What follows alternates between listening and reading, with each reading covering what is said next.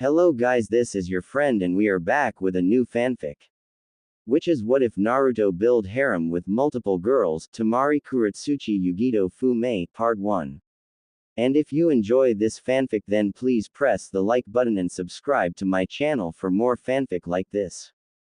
Now let's start the fanfic. The room was silent and heavy with the air of disbelief.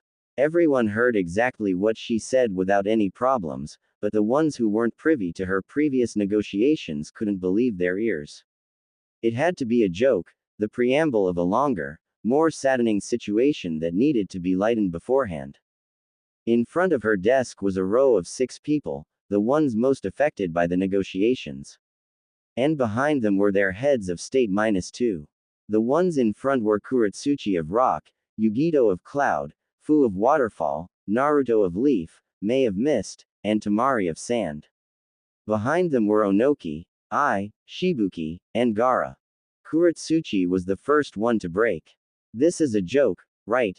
she asked dangerously with a smile on her face. The smile showed her teeth in a most unnatural way.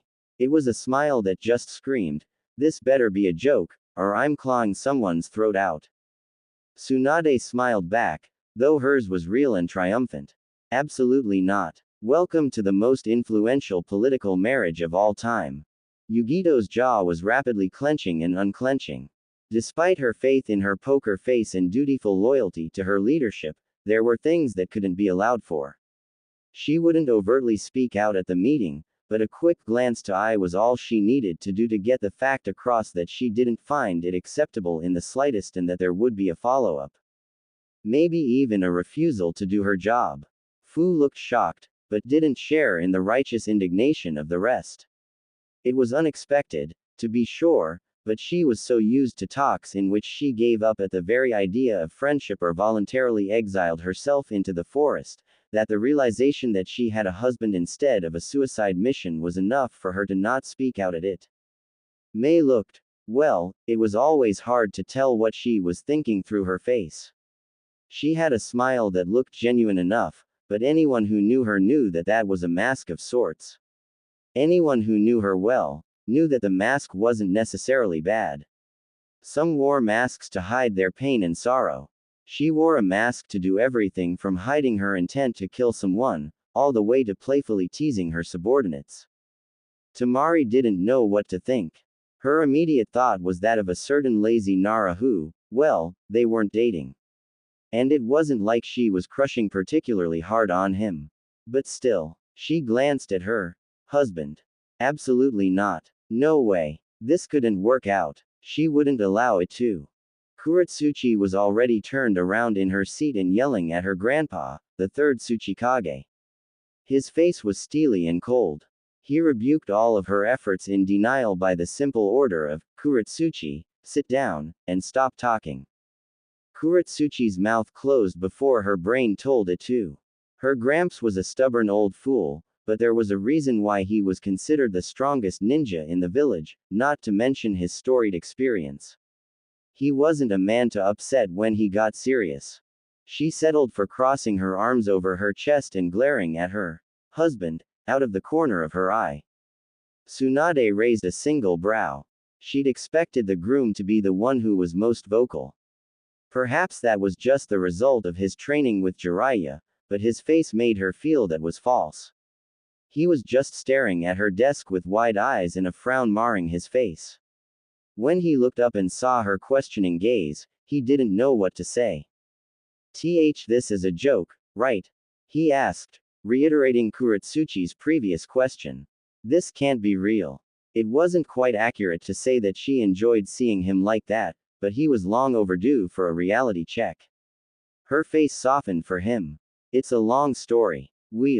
Like fucking hell it's a long story." Kurotsuchi shouted. "I don't know where you get off." "Kurotsuchi." Onoki barked out. Her nose flared in anger, but she was cowed back to silence. Tsunade waited for a beat or two to continue on. "Like I was saying, it's a long story, but the gist of it is that while doing paperwork, the fourth Hokage split his duties among various shadow clones. We theorize, but do not know, that the 4 marriage contracts came to him in this time, and he didn't double-check his memories for any discrepancies. Fu looked over everyone and did a quick head count. I count 5. Mei leaned over to meet her gaze.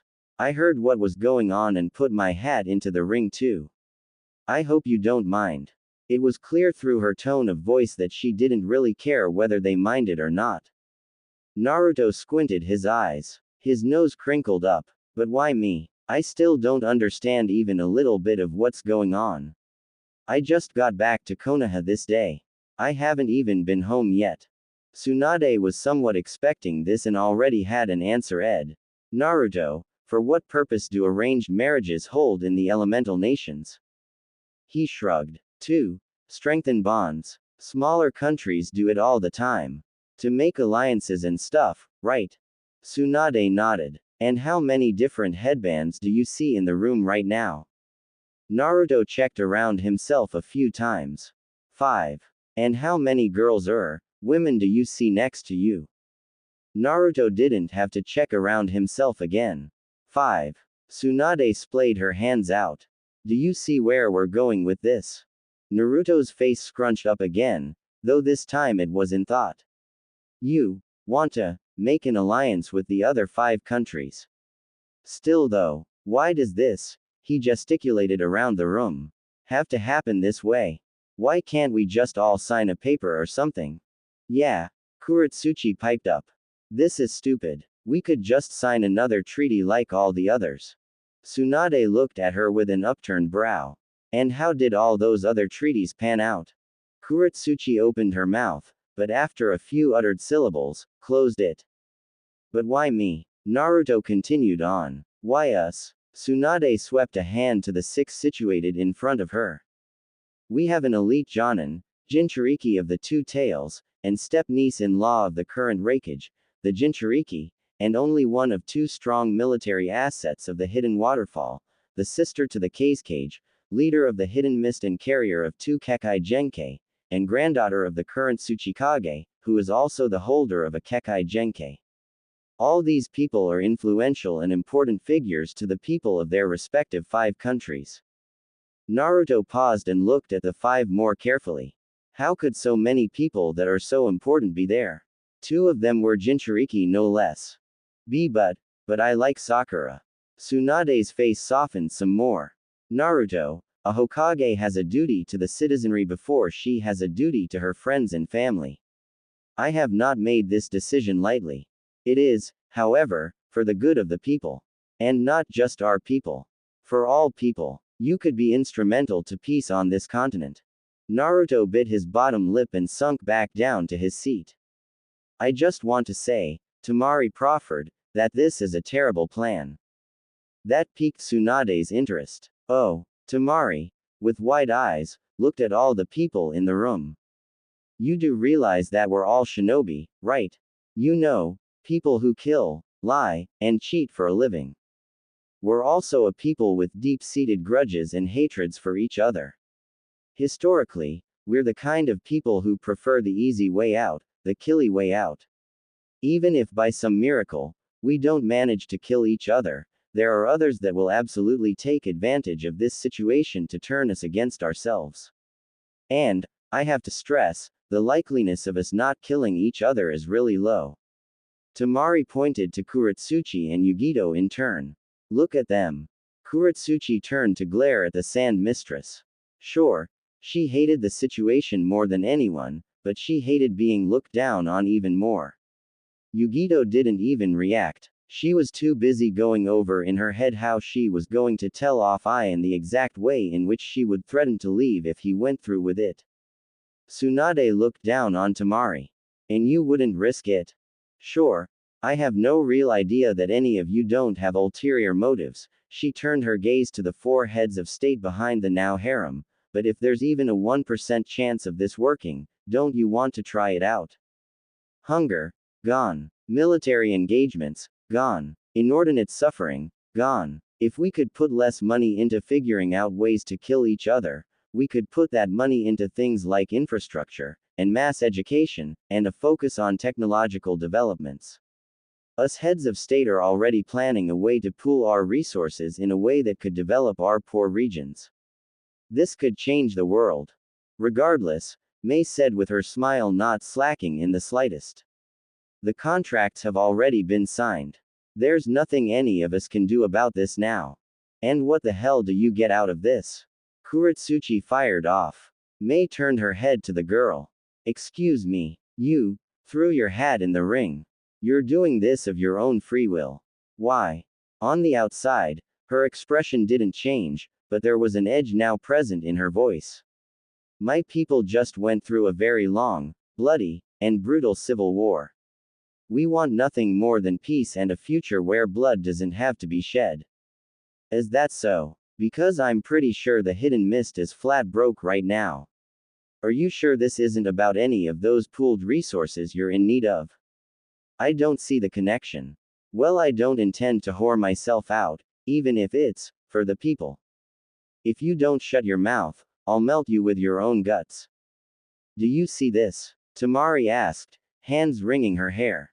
We're already at each other's throats. Silence. Tsunade shouted. The room fell into an unnatural end. The annoyance that had been percolating behind in her gut finally came out full force. Yes, you're right. This may very well be the worst idea in the history of the shinobi world. You're right. I can't trust any of you to not kill each other. You're right. I'm sure there are ulterior motives abound here. But get this through all your brains right now. This is happening. It's happening right now and right here. You better get used to it. Yugito was still stewing in thought. Fu was trying to make herself smaller. Naruto was still in shock. Kurotsuchi looked like she wanted to explode. Temari was annoyed, and May, well, it was always hard to tell what she was thinking. Shizune poked her head through the door. Is it all over? Tsunade gripped the bridge of her nose, trying to stem the oncoming headache. Show them all to where they'll be staying. Yugito stood up, practically knocking the chair back from the force. She said, I'll figure it out, before dashing out one of the open windows. I sighed into the palm of his hand, said, don't worry. I'll hold up my end of the bargain, and jumped out the same window, accidentally tearing through its borders and shattering the nearby ones that were open. The headache got more intense. I need to breathe, Temari said, twirling out her fan and jumping out the window. Gaara didn't look very surprised. I'll hold it up too, he said, following her out the window. The headache was starting to hurt. Fuck this, Kurotsuchi said before shooting out the window. Onoki grumbled something indistinctly as he went after her, but it probably had something to do with him holding up the bargain as well. The headache began gripping her skull. Naruto stood up. I just need to go. The normally boisterous and energetic lad slunk out of the room past a sorry-faced Shizune. And I, May said, need to go to the little girl's room. Don't wait up. The Mizukage stood up and walked past Shizune as well, going the opposite direction Naruto went. Fu looked at Shizune, who was doing her best to make herself look small. Well, I guess it's just the two of us, huh? Shizune smiled nervously and nodded. Yeah, the seven-tailed Jinchuriki stood up and went to follow Shizune out of the room. Tsunade sighed and sat back down in her seat. The deep throbbing in her head was starting to die down a little bit. The door crashed back open with a red-faced Jiraiya breathing heavily. What's this I hear about a political marriage? What the hell were you thinking? And the headache came back full force. Yugito was waiting on the rooftop of a medium-sized building. The sun was just starting to set on the hidden leaf and she got a pretty good view of it happening. It didn't have anything on cloud, which had a setting sun turn a blank swath of white cloud into a toiling ocean of orange-pink radiance. Leaf had trees, though. She liked them. They were a plus. A heavy impact hit the roof behind her. She knew it was the wreckage just as a child would know a parent's footsteps. Although it would be quite a stretch to call him a father figure, he was a constant in her life. One of the few. Yugito turned around to him as slowly as she could. A heavy frown marred her face. What were you thinking? She spat out. His face was steely. He normally wasn't like that. Whenever someone refused his orders or insulted him without reason, he was more likely to get into a shouting match, which would very likely end up with the opposing party with a few smashed ribs, rather than the detached veneer of someone disinterested in another's plight. I made the decision almost 17 years ago. I did what I thought I had to do for the good of Kumo. His voice was moderate and reasoned, a far cry from the usual. Regardless, you can offer someone else up for the job, because I'm not doing it. Yugito. Nope. I refuse. Yugito snarled out. I have been a loyal ninja to Kumo for as long as I have lived. And for what? My childhood, ruined. My adolescence, ruined. Christ.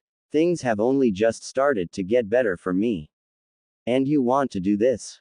I've trained until everything hurt. I've borne the hatred of the village. I've lied, killed, and stole for the good of the village, and this is how you repay me. By just shucking me away like a useless noble with a penchant for linen rather than steel. No, I refuse. I didn't do anything for a very long time, and when he did, it shocked Yugito to the core. He got down to his knees, touched his forehead to the cold, dirty ground, and said, I'm sorry. Yugito stared at him with wide eyes. It was like watching a rabbit try to hunt a bear. Completely foreign, confusing, and somewhat pitiable to watch. News of the fourth Hokage having a baby reached me at a time when my brother was just getting used to being a Jinchuriki. In all honesty, I still didn't trust the demon containers.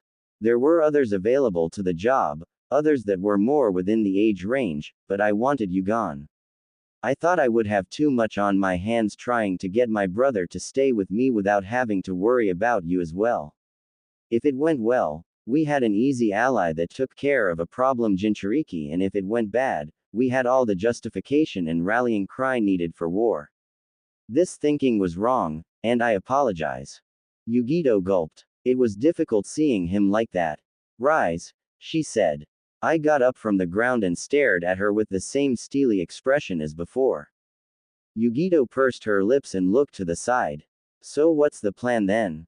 Kill them all. Make it look like it was the one with the black hair. I walked up to her and planted a single hand on her shoulder. I want you to try. Yugito's brows furrowed in confusion. What? I's eyes went half-lidded as he looked away at the sunset. It's pretty, isn't it? Doesn't have anything on Kumo, but still, it's pretty. Yugito followed his gaze. What? She repeated. I sighed. When I was younger, the only thing I wanted to do was to go to war. Expand our influence, and power, and bring stability to the world.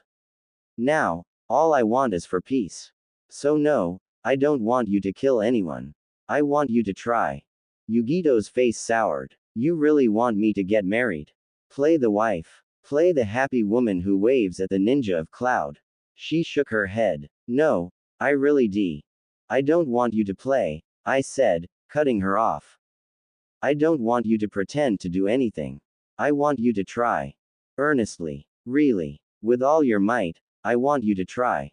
I paused for a bit to let what he said sink in, then said, I know you don't have any friends back in Kumo. Or any romantic prospects, or any real attachment to our home other than your sense of duty. If it doesn't work out, I'll try to convince the others that another choice would be better. I turned to look her in the eye, but if I find out you didn't try 100%, I'll demote you to a genin. Yugito pursed her lips again. Matabi had been strangely silent. She didn't know if the cat was asleep, or just formulating a deep and inquisitive response, but she really needed that cat's advice right about now. She'd try. She owed I that much. Anything else was out of the question, however. She didn't do seduction missions and she didn't do prostitute missions. Yugito was a proud ninja of the hidden cloud. She'd do her mission as it was assigned. No more, no less. Oh. Gaara found his sister at the top branch of a tree overlooking Konoha. He floated up her and they stood, side by side, for a few minutes in complete and utter silence. I'm sorry, Gaara said finally, breaking the silence. Temari sighed a deep sigh. It's fine, I guess. Gaara turned to look at his sister a bit more seriously. You're taking this better than I thought you would. Temari shrugged. Everything's going to implode in on itself anyway. There's no way this could be sustainable. What upsets me the most is that you didn't even tell me beforehand. Gaara looked down at his feet. Because of me, everybody was scared of approaching you. Not everybody, that one fellow seemed nice, but, Gaara trailed off. You didn't have any friends or crushes or dates or anything else. All because of me. I drove everybody away from you and Konkuro. Temari turned to look at her brother more seriously. Wait, you're doing this because you want me to date your best friend. Not going to lie, that's pretty twisted. Gaara sighed. Father was the one who signed out the marriage contract in the first place. I got an eagle from Konoha saying that there were copies of not only yours, but 3 others in Konoha as well, and was invited to the negotiations. Granted, I could have refused, but Naruto's been through a lot. He's just like me, and you to a greater extent. I think you two would work well together. And I never really liked that Shikamaru. Temari thought back to all her interactions with the blonde-haired Uzumaki. They weren't that favorable. He was brash and bold and didn't think things through. He ran into situations instead of evaluating them. He may have grown from a pipsqueak into rather well-built teenager, but the mind doesn't change so readily. Stick with it until it explodes. Don't expect me to leap into harm's way to protect him or anything. As soon as shit gets tilted, I'm out. Gaara closed his mouth. Fair enough. Try to keep an open mind though. I think this could work out. Temari huffed. I doubt it. Oh. Kurotsuchi didn't get very far before her grandfather flew behind her and tapped a finger between her shoulder blades. She fell to the floor with nary a grunt as the force of gravity on her body tripled over the course of half a second. Once she was on the ground, she was huffing and puffing for air. The force of gravity on her chest made it a struggle to even expand her sternum. Onoki sighed and lifted his finger, releasing the gravity technique. Kurotsuchi pushed up from the ground and started heaping in great amounts of oxygen to her lungs. Once she was of full breath, she glared at her grandfather. Why? You know why. No, I don't. Konoha killed my mom, your daughter-in-law. I don't want shit to do with them if I can't help it. Then you go and marry me off to a fucking Jinchuriki of the leaf. So if you have something in that infinite pile of Viagra and wisdom you call a brain, please enlighten me. Onoki lighted on the ground. His full height was barely taller than her when she was on her. Don't think I don't have my fair share of a grudge against Konoha. If you can't recall, I was in every single shinobi war and in every single one of them, we were pitted against each other. I've killed my fair share of leaves, and the leaves have killed their fair share of my friends and family. So why this? We should be thinking of ways to get rid of them for good. Is this marriage thing a ploy or something? Onoki's perpetual frown deepened until it looked like his face was split in two. When I first signed that treaty, we were just out of another war. This one claimed your mother's life. By that time, I had already seen too many of my friends and family die. I don't want there to be another war. I don't want to lose you, or my son. But why can't it be someone else? You're not going to be the third for much longer. When you die, I'm just going to be the granddaughter of a dead guy. Everything will work out fine.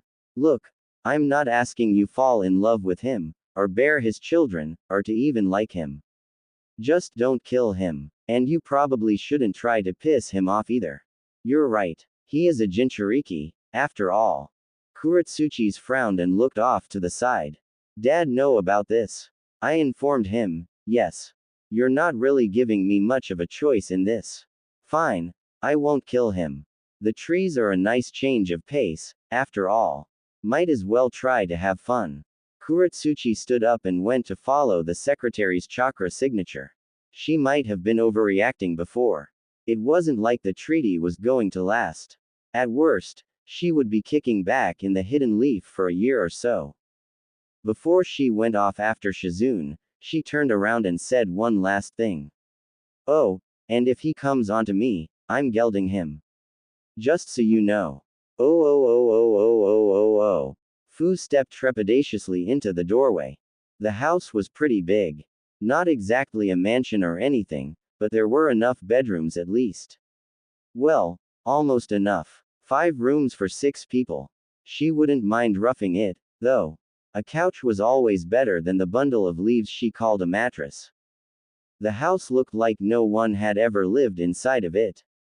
Fu almost expected a real estate agent to poke a head through a door and greet her with a patently fake smile. Or, she would if she had a more whole understanding of the real estate market. Shizune shifted nervously behind her. It's part of a housing development in Konoha. No one ever bought it, so as long as you're in Konoha, it's your home. Fu looked to her with a confused look on her face. As long as I'm in Konoha. Doesn't it belong to me even when I'm out? Oh, sorry. Not like mine. Like, partial ownership. I guess it would have to be a 6-way split. Shizune waited a beat to see if she would continue. I don't understand the question. Fu jumped onto the couch in the living room and tested its springiness. Well, I am a member of your village now. Shizune just looked even more confused. I'm sorry. Fu looked around. Is that not how it works? I know it doesn't happen that much, but people from different villages do marry every now and then.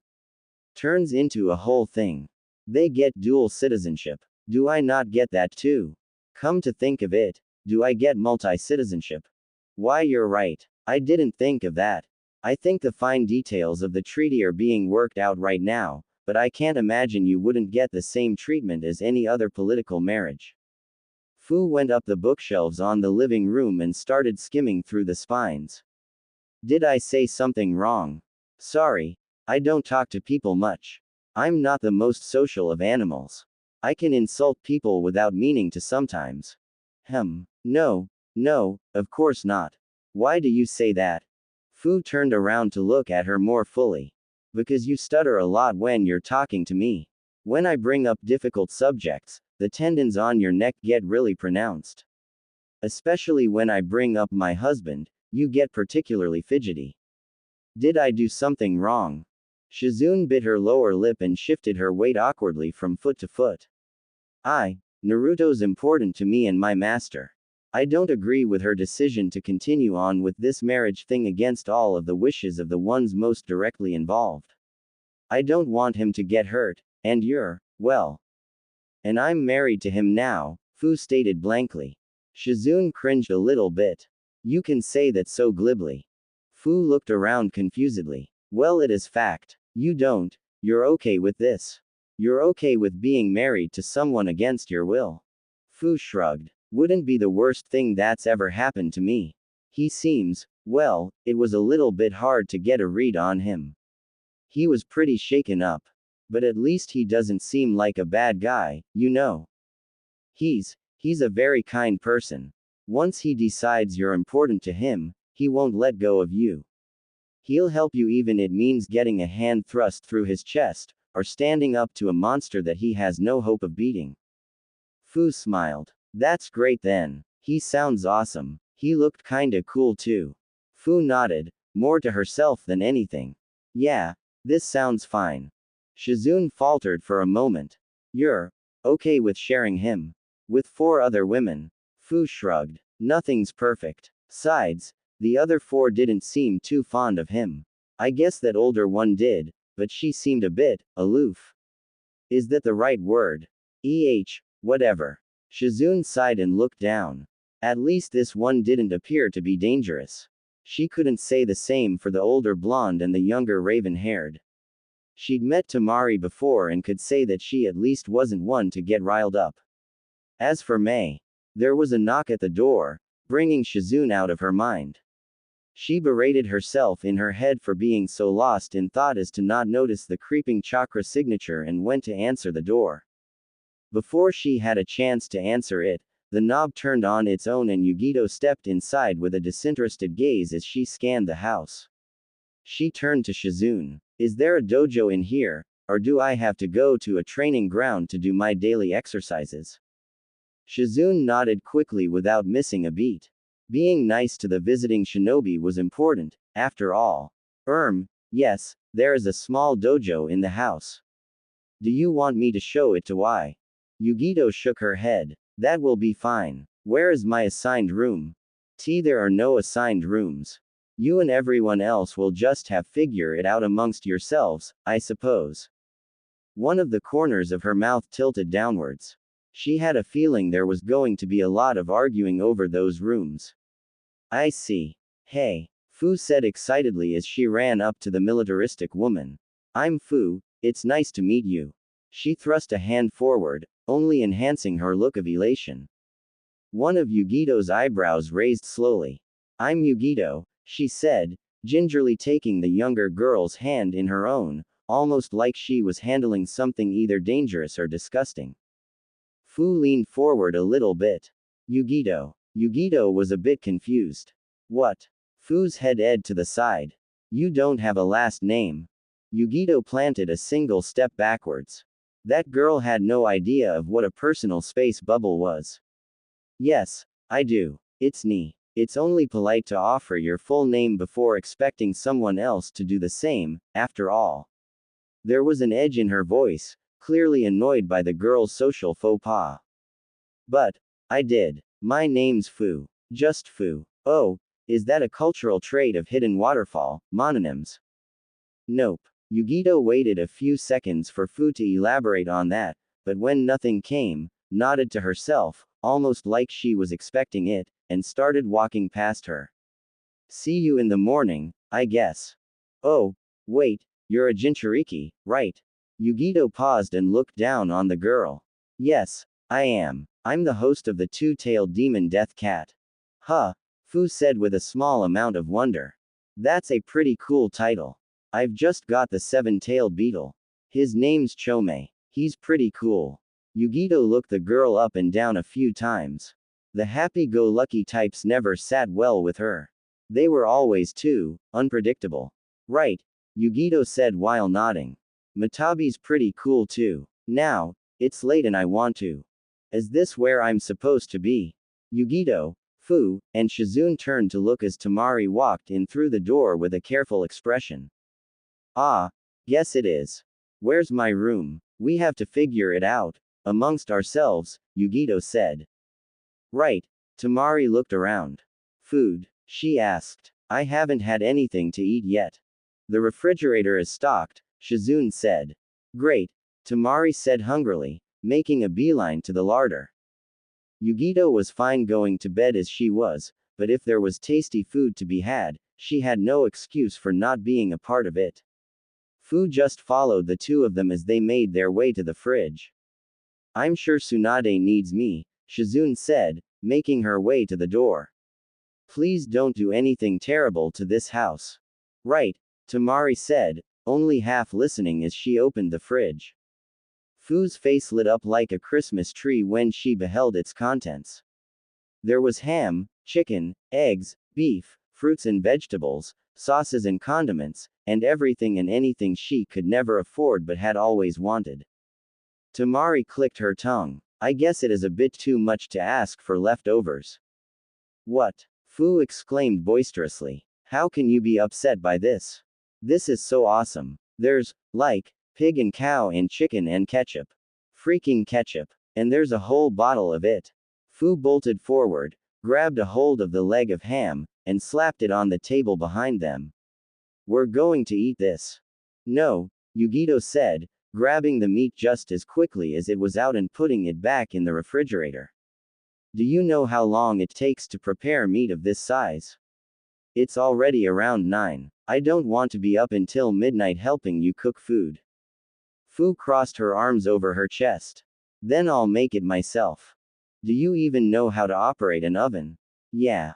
Okay. Prove it. Fu stomped her way to the oven and stared at the buttons for a few seconds. Then a few more seconds. Finally, she carefully pushed the big one on the side, only for it to beep out at her in protest. URRRGH, Fu growled, starting to push buttons on the screen wantonly. Why doesn't this work? Yugito grabbed an apple from the fridge and bit into it. Because it's proofed against children and people who don't know how to use ovens, she said after swallowing the first bite. If you really want it that bad, I'll help you out tomorrow. For now, just try to get something simple for yourself. Fu puffed her cheeks and groaned, but eventually relented. There was so much wonderful food in there and she had to settle for something simple. That wasn't fair. Not even a little bit. The door banged open and Kurotsuchi walked in with one hand rubbing her shoulders and back. Is this where I'm staying? Nice studs. Hey, Fu said excitedly. Wanna make some ham? Kurotsuchi's eyebrows knit together. What? Like leg of ham? No way. That'll take way too long. Plus, I'm not even hungry. Fu deflated. How about tomorrow then? Kurotsuchi shrugged. I dunno, she said as she walked to where she assumed the stairs would be.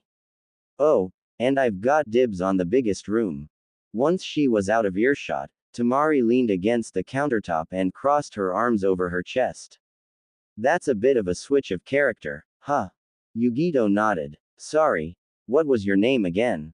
Temari of the desert. Yugito ni. And I'm Fu, Fu said, rushing forward to offer her hand. Temari took it in her own with a half smile. Nice to meet you, hopefully we'll get along for as long as this lasts. Oh, Yugito asked. What's that supposed to mean? Temari's eyebrows rose. You're kidding, right? There's no way this lasts longer than a week.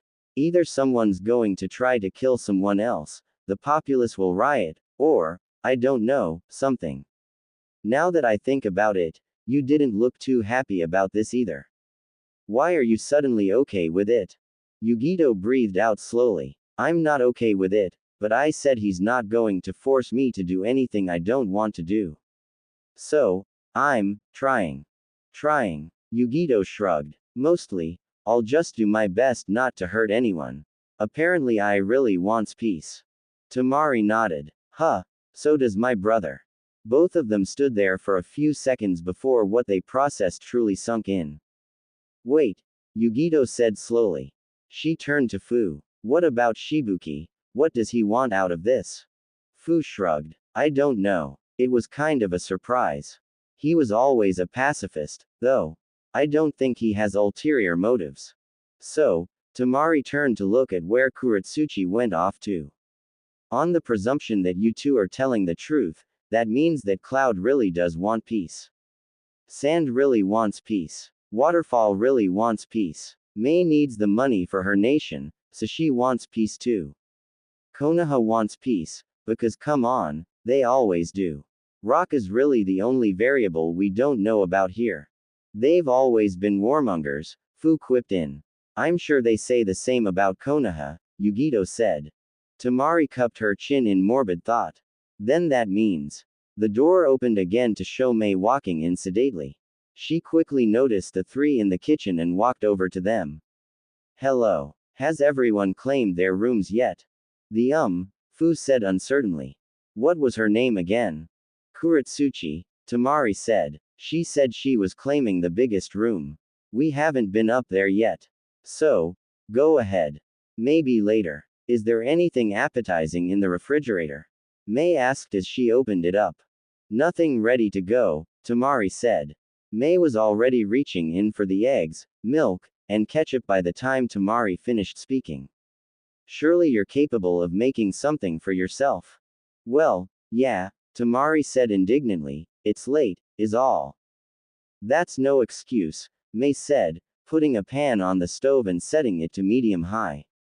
What are you making? Fu asked. Mei grabbed a bowl out of one of the cupboards and started mixing the eggs and the milk together. An omelette, she said. Oh, can I have one? Of course, Mei said with a smile. Temari leaned next to Yugito while the other two were busy conversing. There's a chance that this could be permanent, couldn't it? Yugito toyed around with the notion a few times in her head. Fuck. Oh. Naruto was in a dark room. He'd tried to turn on lights, but the electricity had been cut off. That was okay though, he could see the room he was in fairly well from the light of the moon coming in through the main window. His chest was gripped with confusion and sorrow at what he saw, or more accurately to say, what he didn't see. All of his furniture was gone. His pictures and their frames, his plates, his chairs, his bed, even his clothes from off of their hangers. And he'd spent so long getting the place in immaculate shape before he left with Jiraiya. Now it was all gone. There were even little outlines on the ground from the change of worn to not worn flooring that showed exactly where the articles had been. That had to be the worst part of it. That he could just barely make out what might have been what was supposed to happen. Naruto sat down on the hardwood floor and cupped his chin in his hands. His room had a good view of the monument, and now that was all that the room had. He had nothing left. He didn't know how long he had been sitting in the emptiness of his apartment, but it was long enough to see the sun set and the moon change slightly in position. The door to his apartment opened up. It wasn't an intruder. If it had been, he wouldn't have heard the footsteps coming up behind him. They were heavy and made the floors creak under their weight. "Hey Naruto," Jiraiya said with uncharacteristic somberness in his voice. "You okay?" Naruto sighed into his hands. "I don't even know what I don't know." Jiraiya sighed as well and sat down next to him. "Apparently, the fourth Hokage signed different documents before you were born that put you into an arranged marriage with 4 other girls from 4 nations, all hoping for a political marriage with his unborn son. Tsunade thinks it was because he was doing paperwork with shadow clones and the proposals all came at the same time. About 2 months ago, Onoki unearthed his and brought it forward to Tsunade. When they looked for the copy kept in Konoha, they realized that there were 3 others.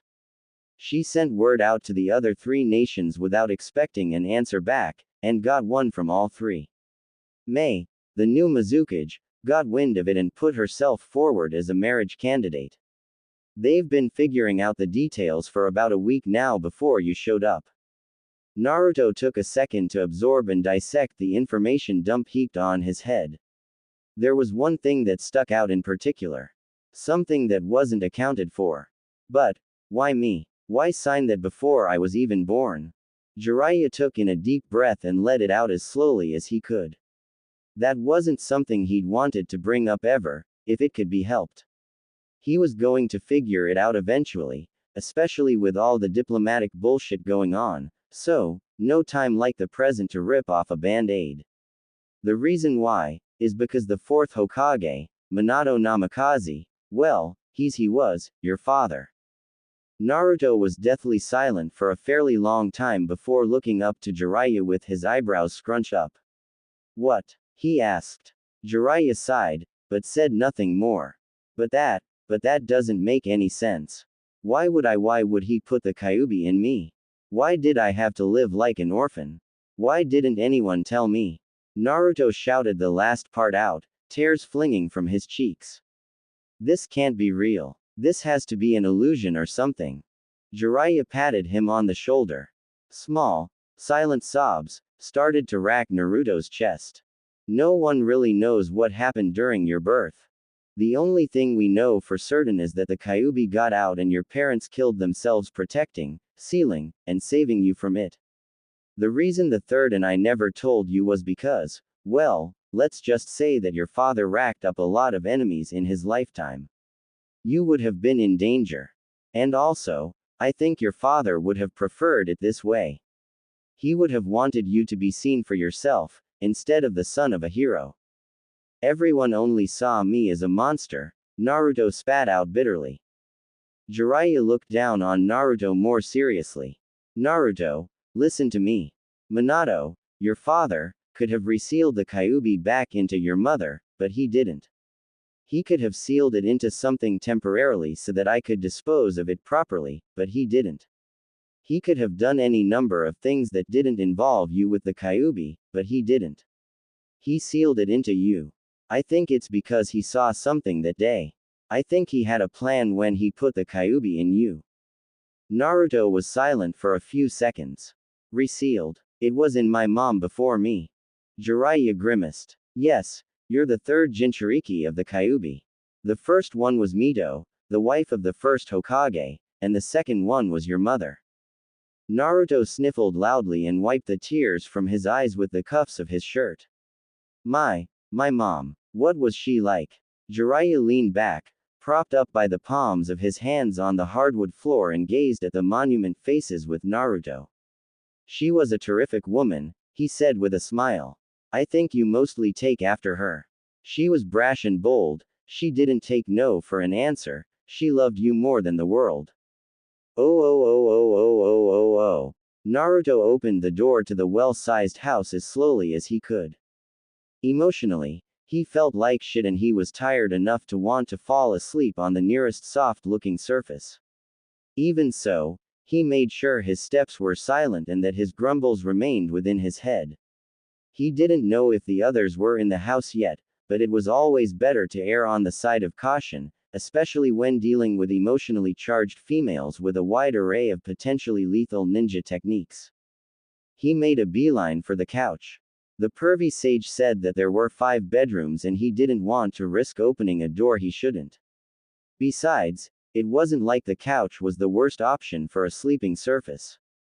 And, walking up to it, it looked surprisingly lived-in and comfortable. From the scarce lighting, he could see irregular pillows under a woolen blanket. Had Shizune already set something up for him? That was nice of her. If only he noticed the slight movement underneath the blanket indicating breathing. Or the mop of green hair poking out the end. Because if he did, he might have reconsidered falling down on top of it face first, trying to enjoy the sensation of a freefall into the comfortable cushiony embrace of a welcoming bed. What he got instead was landing on the bony body of a teenager underneath a thin blanket. Fu shrieked, punched and kneed him in the chest and gut, scrambled out from under him, and called her signature technique, double water swords, to her hands. Naruto grunted, first from the surprise, then from the pain, and slipped off from the couch, cradling his torso and trying to get air back in his lungs. The entirety of Fu's eyes had turned orange, a sign of her Biju chakra getting mixed into her body, and her breath was ragged and full of adrenaline. As she realized what had happened, the orange of her eyes leaked back into place and her breathing normalized. What the hell? Naruto hissed out. That girl packed a hell of a punch. I should be asking that. Fu yelled out in a harsh whisper. What did you do? I didn't know anyone was in the couch. Naruto whisper yelled back as he slowly got to his feet. Fu dispelled her water swords and sat down in a nearby chair. You're a ninja, right? You should have noticed. Her voice mellowed out into a soft utterance. Naruto pulled himself onto the couch in a sitting position and rubbed his sore chest. I've been having a day, alright. And why were you on the couch to begin with? Fu shrugged. There are only 5 rooms. Someone has to. Yeah, and it's usually the guy that does that. Or at least the last person who walks in the house. Fu crossed her arms over her chest. I was trying to be nice. You didn't look like you having a good day when I saw you. Looked like you could use a soft bed. Naruto closed his eyes and let his breathing return to normal. Thanks. But, I'm not the only one. You're not having the best day either, are you? Fu shrugged again. I've had worse. You too, right? I mean, you did just get married to 5 beautiful women, one of which is a bodaciously awesome person. Fu smiled at the last part, putting it in as soon as she thought of it with a thumb pointed in her direction and a bubbly smirk. Naruto smiled too, even if it was a bit strained. At least someone thinks so. And, yeah, I think you're right. This isn't the worst day I've ever had. I've just gotta think positively. Fu nodded appreciatively and a small, somewhat tense silence fell over them. Well, Fu said, putting her hands on her knees and standing up. First things first, my name's Fu. Nice to meet you. She extended her hand out to him. Naruto smiled and clasped her hand in his own. Nice to meet you too. And, thanks, I guess, for not killing me. Can't say the same for the others. Naruto muttered the last sentence under his breath, though Fu still heard it.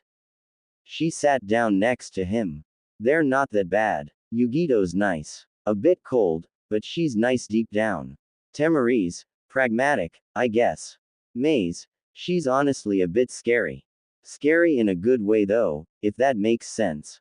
And I haven't talked to Kurotsuchi yet. But I don't think you have to worry about her. She's more bark than bite, I can tell.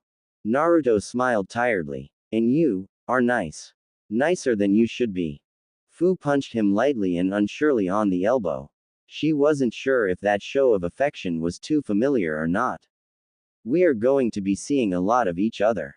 We might as well make things good, right? Naruto smiled, this time a tad bit more sincerely. Yeah, you're right. What's all the racket? Naruto and Fu whipped around to see Yugito walking out of the hallway as silently as a cat. That was kind of a delayed response, Fu said.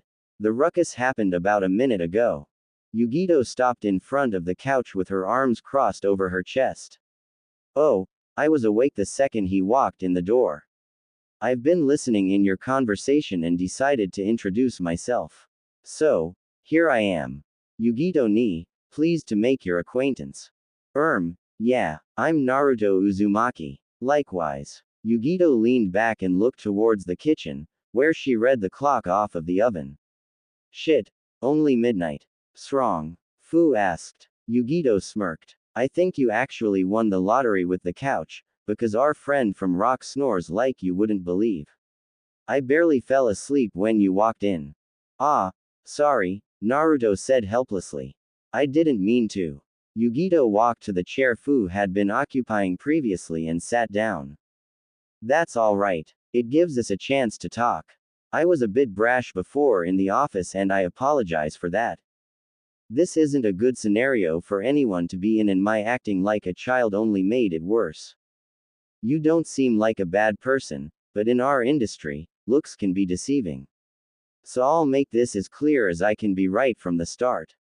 We're now married, but for all intents and purposes, those are just words. They hold no meaning. I don't know you and you don't know me. You aren't entitled to anything from me. If you try something that I deem inappropriate, I will not hesitate to react in a most brutal and redemptive way. Do I make myself clear? Naruto sat stock still for a few seconds before leaning over to Fu slightly and whispering, "You sure she's nice deep down?" Fu broke into a chortle and Naruto quickly followed. That is, until there were razor-sharp, outstretched fingernails scraping his jugular. Yugito's face hadn't changed at all, even in the position of her practically threatening his life. I'm glad you find it funny. I do not. I just want to emphasize my position on this manner. The fingernails retracted, allowing Naruto to breathe without the fear of accidentally cutting open his neck. Without another word edgewise, Yugito walked back down the hallway and further into the house out of sight.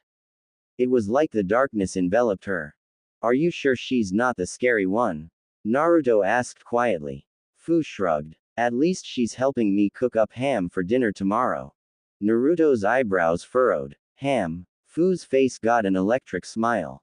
Yeah, there's so much food in the fridge, including a whole ham leg. And there's an oven too. Making it's going to be so easy. And trust me, I should know. I tried to cook a pig over a wood fire once. It went terribly. Open fire isn't good for big meat. Naruto laughed despite the situation he was in. This might be hard to deal with, but at least one of them was nice. Oh. Two figures cloaked in black suits of red clouds looked out over the walls of the great hidden leaf from a vantage point far away. One was short, wide, and shuffled around to get to where he needed to go. The other was tall, somewhat lanky, and had a ponytail of blonde hair peeking out of his outfit. This complicates matters, Deidara muttered. What should we do? We only need to get the cage, right? Sasori's throat rumbled with dissatisfaction. There are the other cage to consider as well. Along with the two Jinchuriki. We won't win if we go with a frontal attack. We should pull back for now. Ah, but Sasori, my man, you just said the solution to the problem. We won't win with a frontal assault. So, we go a different route. Sasori glanced up to his partner. Are you sure you'll be able to contain yourself? Deidara smiled predatorily. It's not about containment. It's about letting loose at just the right moment. Naruto didn't get very much sleep. There were a lot of reasons for that, the most obvious one being that he didn't even get to his new home until midnight. The second most obvious was because he didn't want to brave the darkness of the halls and risk running into the crazy super sharp nail lady and risk his genitalia, so he pulled a few somewhat uncomfortable chairs together and slept on them opposite Fu. However, the third most obvious reason why he didn't get much sleep was the thing that kept him up the longest, strangely enough, and it was him doing something he usually didn't like doing. Thinking. And the more he thought about his situation, the more scared he got. It got to the point where he was planning out how to approach Tsunade, when to approach her, and what to say to her in order to do anything from getting someone else to replace him, all the way to maybe just a roundtable bodyguard system in place. Futile as it might have been, and even he knew it was, he was mostly doing that to actively not think about the huge bombshell that was dropped on his head by his mentor. He was the son of Minato Namikaze, the fourth Hokage, and Kushina Uzumaki, the second Jinchuriki. Well, that explained the whisker marks at least. On one hand, it was nice knowing who his parents were, but on the other, every time he thought about it, more questions just popped up in his head like molehills. His brain was eating away at itself trying to make justifications for any of the reasons why he had to suffer, and it just couldn't. Nothing that made sense anyway. And thus, he only truly fell asleep around the 4 o'clock mark. Unluckily enough for him, Temari was a morning person, and she didn't get much sleep either thanks to a certain lady ninja from rock belting away through her nasal cavities. So around 5 o'clock, he awoke to the sound and smells of bacon sizzling on a pan in the kitchen that was directly across from the living room. 1 hour of sleep a happy man does not make. Naruto sat up, smacking his lips together to get the feeling of sleep bile off his tongue, and immediately winced. The morning sunrise was in perfect view of the living room window and also at the perfect height where it blinded him sitting up. He tumbled off the couch and walked over to the kitchen, where Temari was poking at the strips of meat. "Hey Temari," he muttered as he nosed through the fridge. She was wearing felt pajamas with patterns of weasels flying around on it. "Hey Naruto," she replied flatly, "want me to throw a few strips on for you too?" She was asking more out of politeness rather than intimacy. "Yeah," he said quickly, still blinking the light out of his eyes. "Thanks. Don't mention it," she said lowly as she reached for more pig meat. The pan's sizzling exploded in intensity when she put the new ones on. "You a morning person too?" she asked. Naruto shook his head emphatically. "Nope. Didn't sleep well." Temari nodded knowingly. "MMHMM. Someone needs to get that girl some sleep plugs or something." Naruto's face scrunched in confusion. "What? No. I mean, I was sleeping over there." He pointed to the bed he was using as a sleep surface. "I was awake because stuff." "Stuff? Huh?" Temari asked in an almost mocking tone. "Because that's not vague." "I was thinking, okay. You weren't." Temari shrugged, putting the pieces of bacon that were ready for consumption on a plate with a paper towel on it. "I was trying to blot out the sounds of a lion's death throes coming from Kurotsuchi's room. But, yes, I guess that contributed to it." Naruto sighed and leaned against the counter. "We're married now, aren't we? That's so weird to think about. I should be freaking out right now." "Don't," Temari warned. "It's not like this is real or anything. Not like real. If I had to guess, it would probably be just a stamped paper and nothing else. I'm sure it's all ceremonial." "So does that mean we can see other people?" Naruto asked, his hopes starting to raise. If that were to be the case, then the political marriage would mean nothing to him, not really. He could still date Sakura, save Sasuke, and become the Hokage without any problems. Temari paused and stared at the bacon. Traditionally, it wasn't uncommon for both spouses in a political marriage to be able to take lovers aside from their partners, but the way Tsunade described their marriage made it seem like it was going to be broadcasted all across the world as a message of peace to tie all the nations together. Would they be able to see other people? Maybe, she replied noncommittally. May might know. She went back to Cage administration shortly, meeting up with the rest of them the night before. Naruto yawned widely. Well, I don't really know you that well, but at least you don't look crazy. That makes 2 out of 5. 2. Temari asked. Naruto nodded. Yeah, you and Fu. Have you met the other 3? Naruto tapped his finger to his chin. What the cloud chick's name? Started with a U. Yugito. Naruto nodded. Yeah, her. She threatened to kill me if I came onto her. So I'm going to have to put her down on the try not to interact with much list. Temari giggled. Doesn't that mean you just have to not act like an asshole? Naruto touched his throat at around where her knife-like nails had been last night. Perhaps he wasn't explaining it properly. I guess, Naruto replied helplessly. Sometimes it was better to accept defeat, move on with a conversation. He learned that from Jiraiya, though admittedly, the roles were usually reversed. The sounds of shuffled stomping came from the hallway. Kurotsuchi poked her head through to the kitchen with bleary eyes and midway through a large yawn when she realized it was occupied by both Naruto and Temari. Her yawn turned into a smirk. Hey loverboy, she said sleepily. It was obvious that she was being condescending rather than playful. Even Naruto knew that. He just scrunched his eyebrows and looked at her confusedly. What was your name again? He knew better than anyone that someone dismissing a call for attention was the worst feeling possible when one was seeking it. Her smirk turned into a light frown. Kurotsuchi, she almost spat out as she shuffled over to where the drawers were and started raiding them for cereal. So what does breakfast usually look like in Rock, Kurotsuchi? Temari asked disinterestedly. Cereal and field rations. No bacon, Naruto asked, munching through a strip as Temari added a few more to the pan. She brought out the fixings for cereal and started up her usual breakfast with the ease and grace of a person who had been doing it for years. Look, as much as I'd like to play house with you all, I think I'll pass. I've got things to do, places to go, people to see, and all that jazz. And I don't want to do it with you. Naruto snorted. What do you have to do? You're not on a mission, are you? She smiled at him with an over-exaggerated sweetness. That's confidential, honey. A tick mark formed on Naruto's forehead, but he didn't respond to her. It's not like it really mattered what she was doing, but just the way she responded to him got on his nerves. Way more than Sasuke ever had, that was for sure.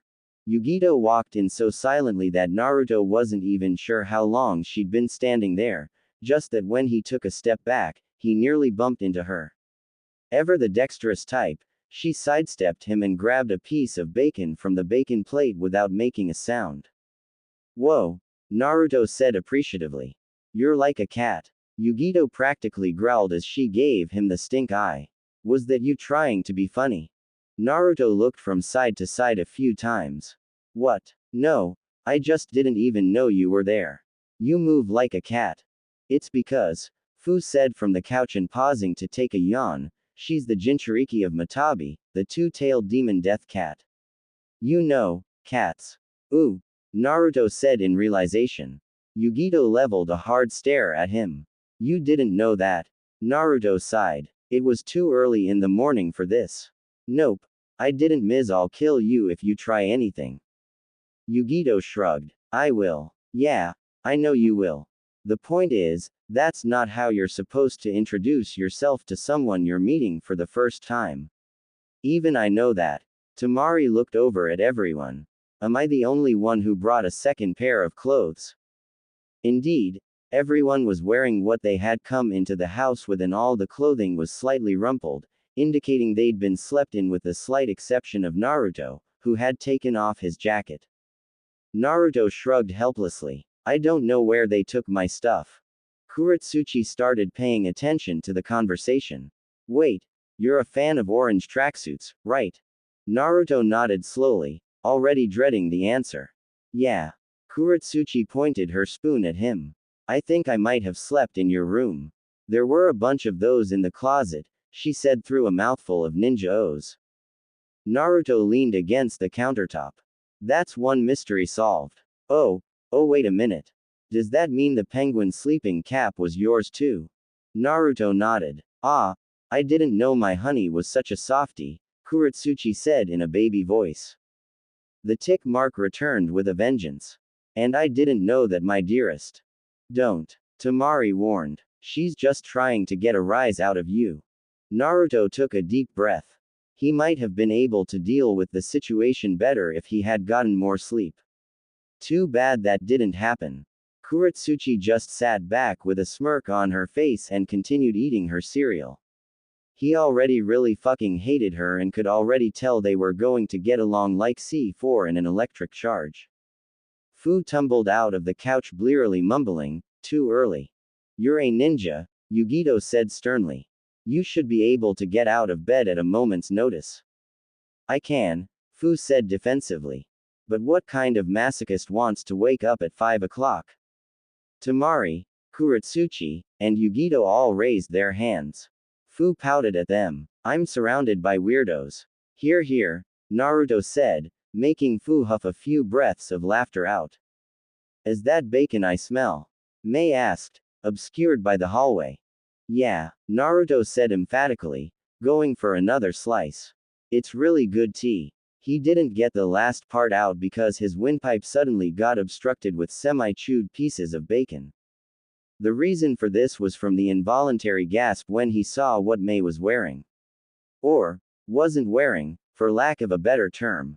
Because Mei was a woman who was used to sleeping and living alone, she had thusly not packed suitable sleeping attire that covered her body very effectively. She had also forgotten to put her normal clothes back on that morning. Basically, she was wearing a nightie so sheer that it was encroaching on lingerie levels. Yugito started patting Naruto on the back to help get the meat out of his throat while he hacked away.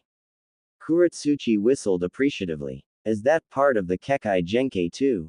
she asked lowly, pointing her spoon at the two memories. It seemed Mei didn't hear that snippet as she approached and opened the fridge like she wasn't practically. Fu was staring at Mei the whole time as she did it with wide eyes. Temari spared a glance, made a sound like a mixture of a huff and a scoff, and went back to her cooking.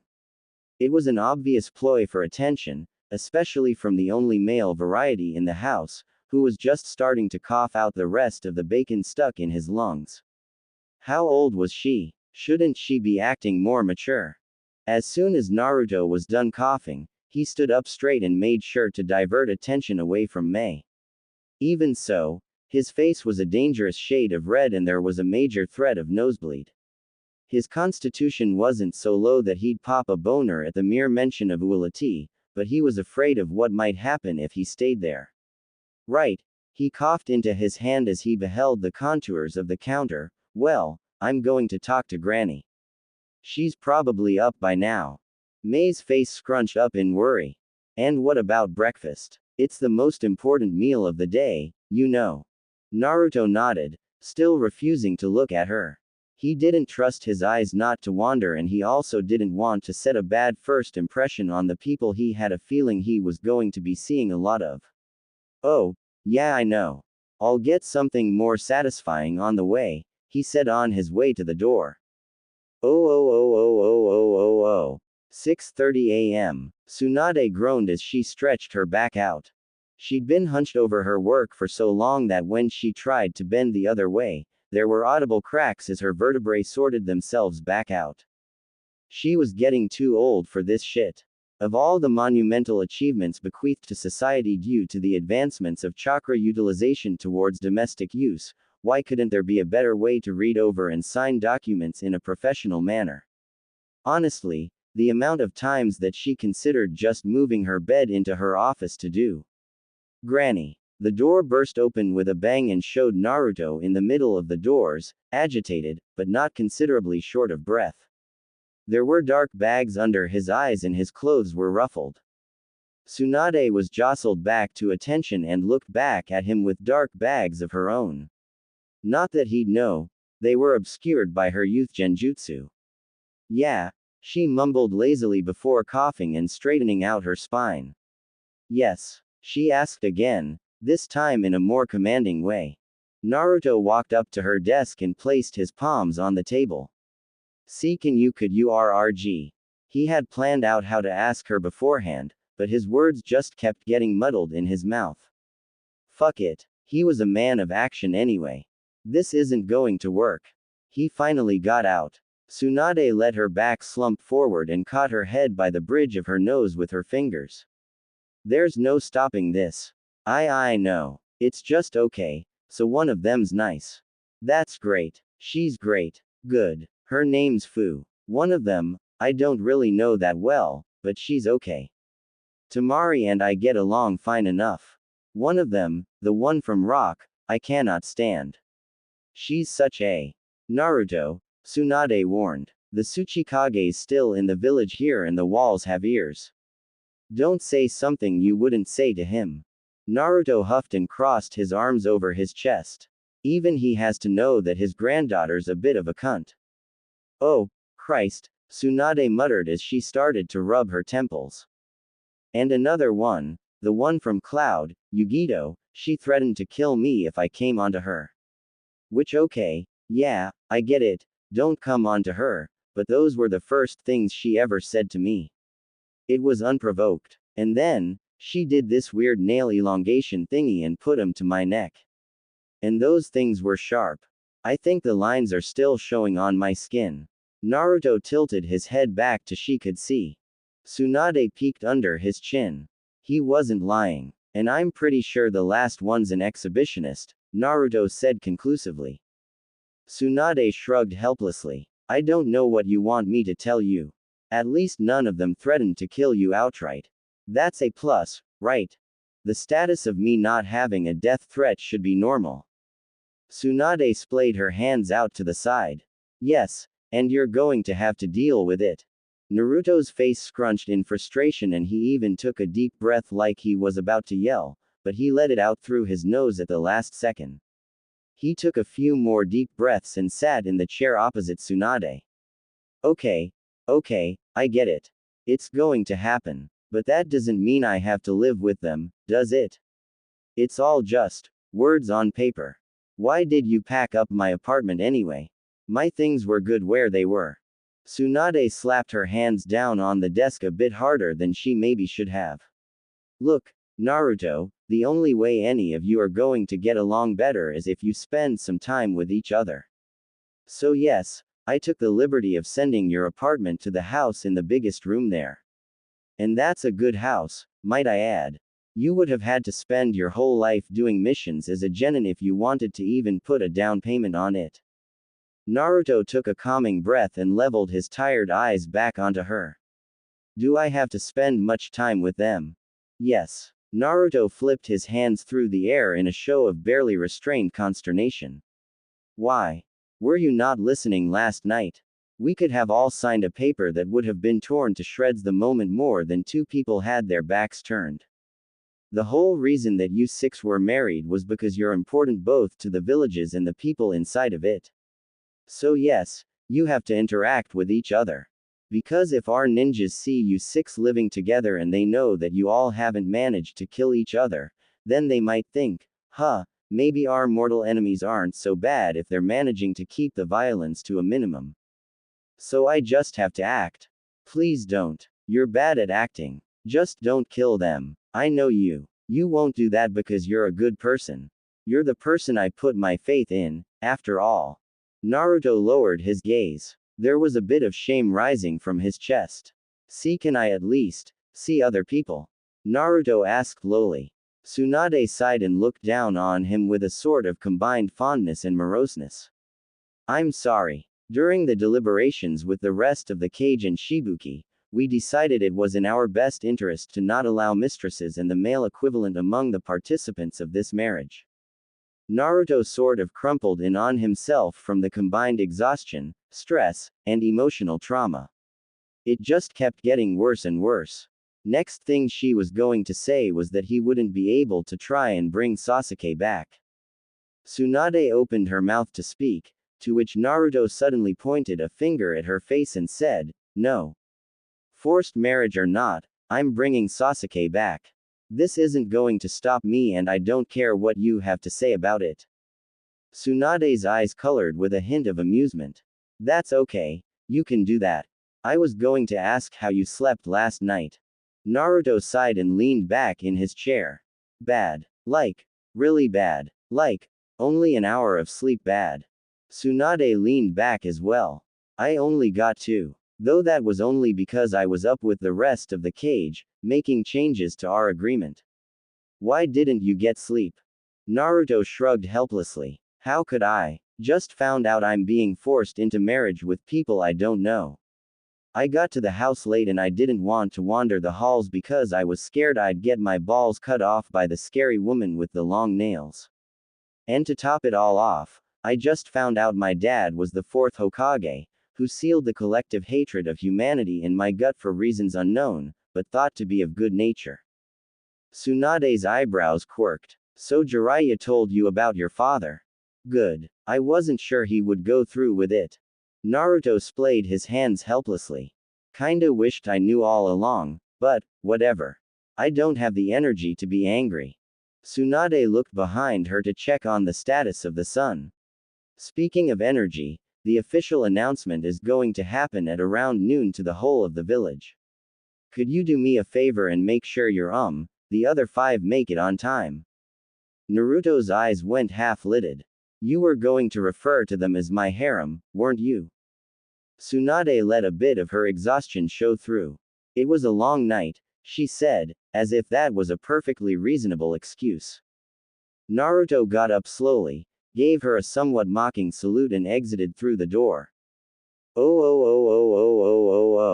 7 a.m. Naruto went to his favorite training ground next. Whenever his brain was stumped with a difficult question, it always helped to go to a field and train his body and various ninjutsu. Because even if he didn't make any progress on a brain problem, it was heartening to know that at the end of the day, he'd made progress on at least his combat potential. His ninjutsu arsenal might have been sorely lacking to the common bystander, but it wasn't to him.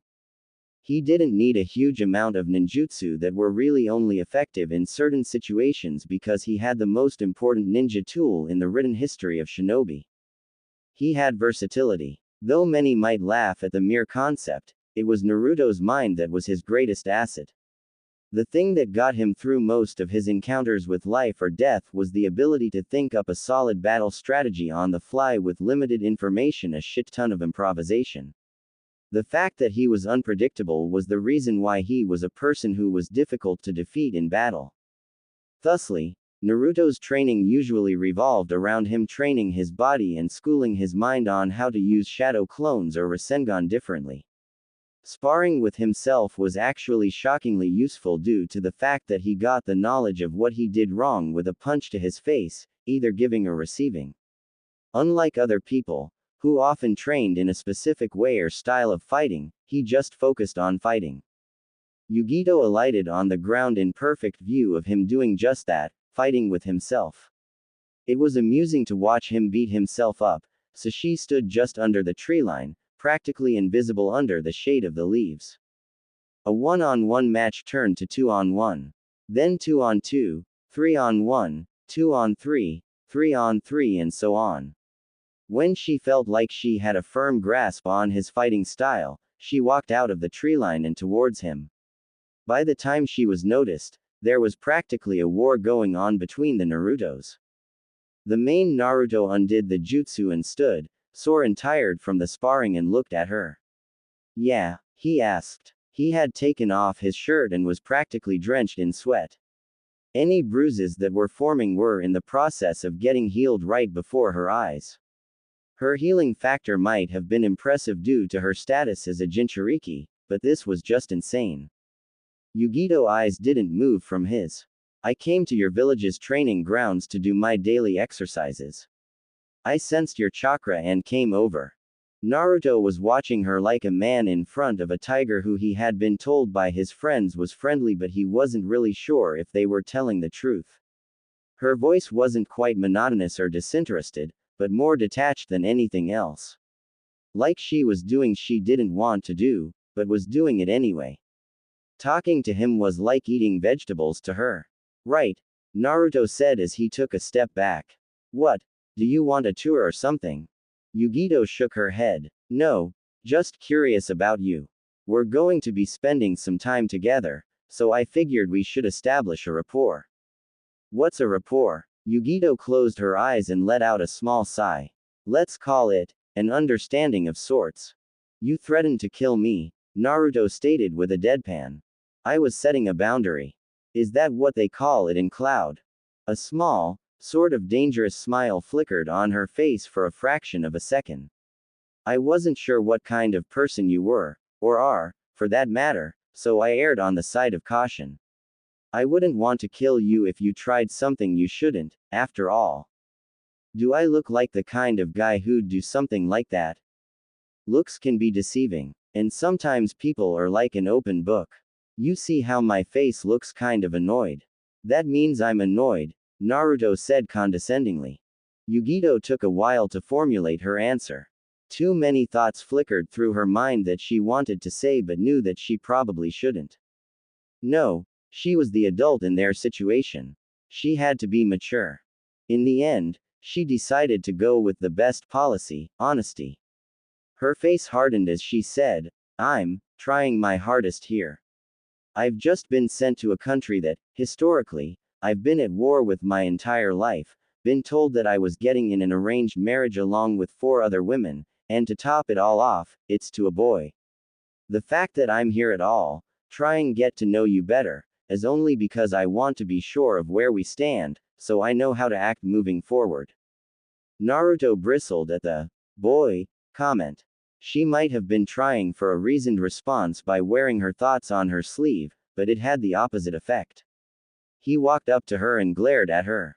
She was only 2 or so inches taller than him, so where did she get off calling him a boy? She didn't look that much older than him. I'm not a boy, Naruto said, his eyes slanting dangerously. Yugito huffed out of amusement. She was almost twice his age and had been training as a shinobi nonstop since she was a child. Did he actually think he stood an ice cube's chance in hell against her? Where did all that arrogance come from? Yugito smiled and placed a single finger against his chest. Would you like to put your money where your mouth is, boy? Naruto slapped the hand from his chest. What are the conditions?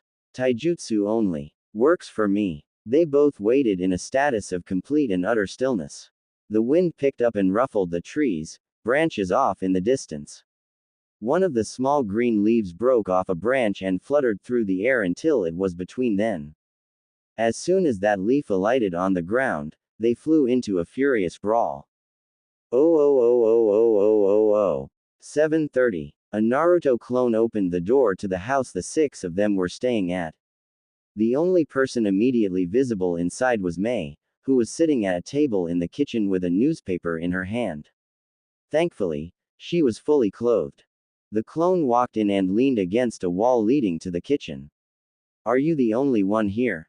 He asked. Mei's head tilted a fraction, though her eyes didn't leave the paper. Ah, Naruto. Nice to see you too. Naruto, after a few seconds of deliberation, took a seat opposite her. His face scrunched up for a moment.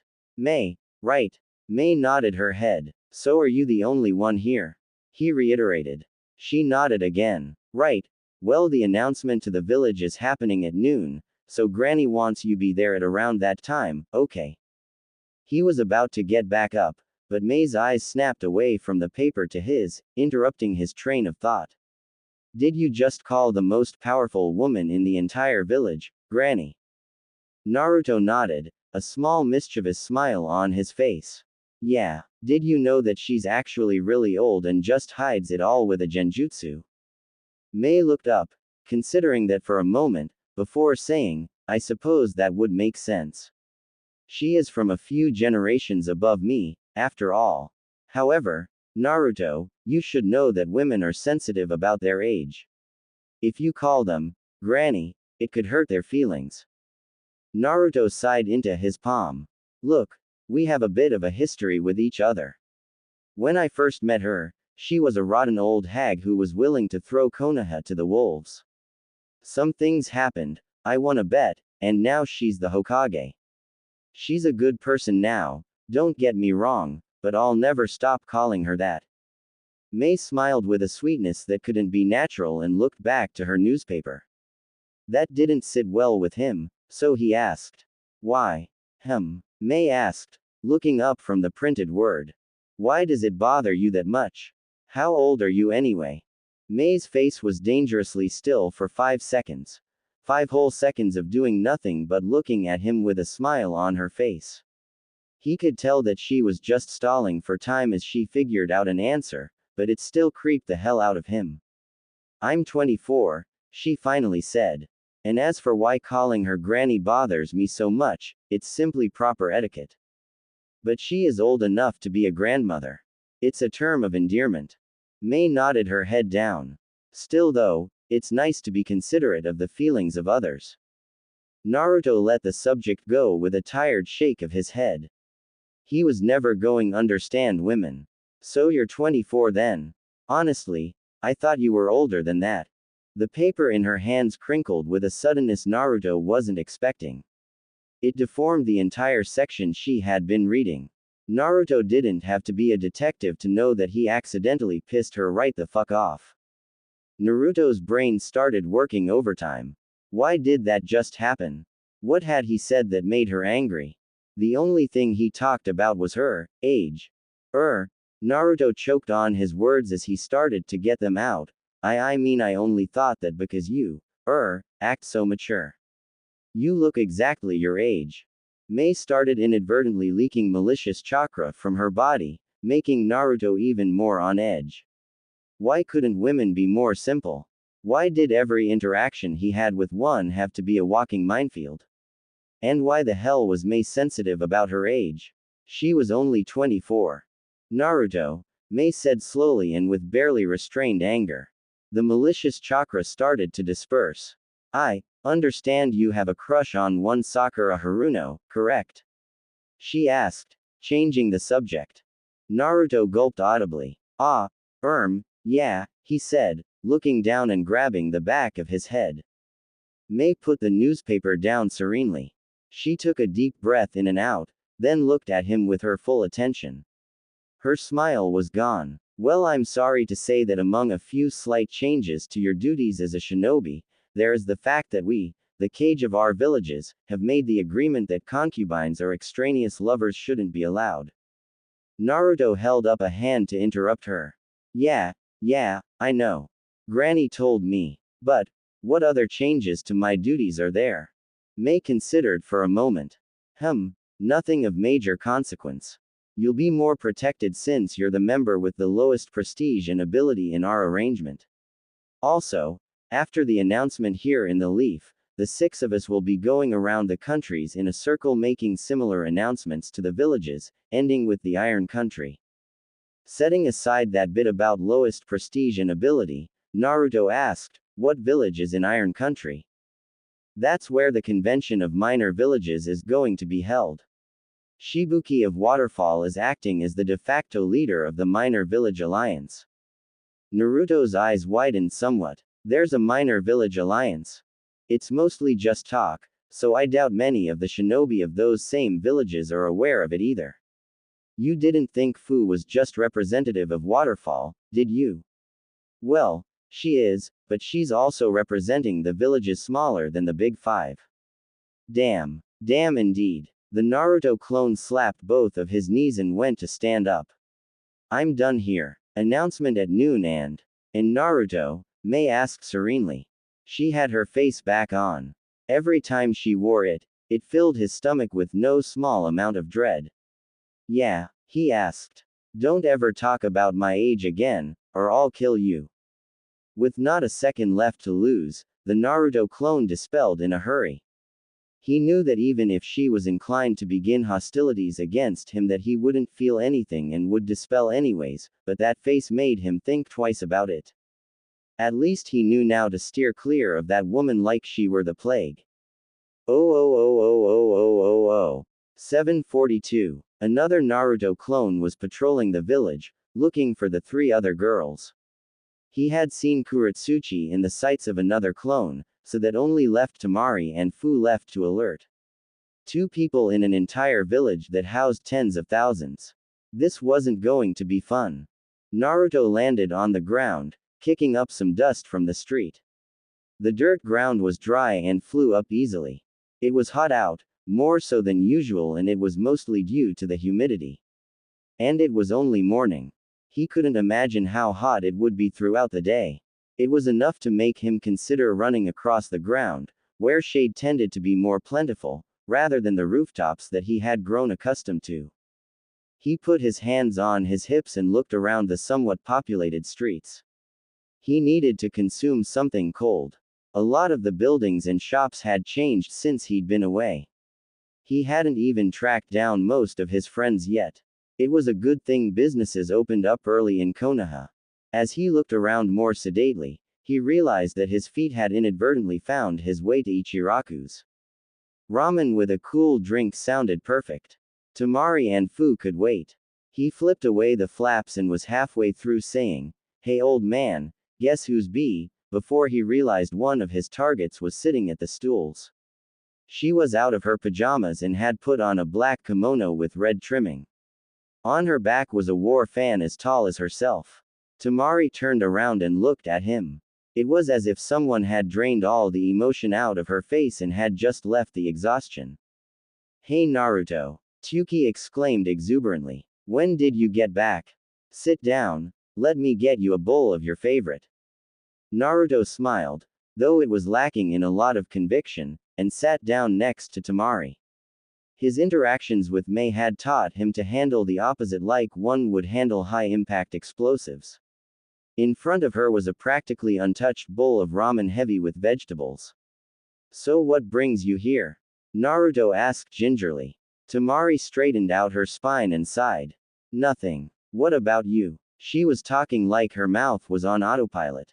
Pleasantries spilled from her lips with perfect ease and practice, but her heart wasn't in it. It's hot out," Naruto said lamely.